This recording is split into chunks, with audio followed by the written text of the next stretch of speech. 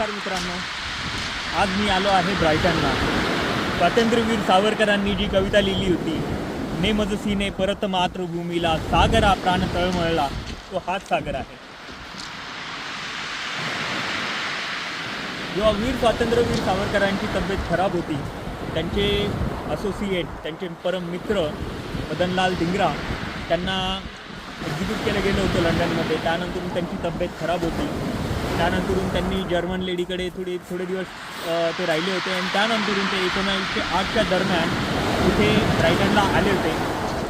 आणि त्यांना असं वाटत होतं की हे सागरा मला माझ्या देशी परत घेऊन जा.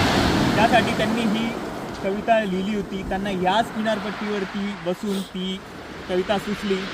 आज मोर दॅन 100 इयर्स त्या कवितेला झाले आहेत आणि तुम्ही बघू शकता हा नजारा.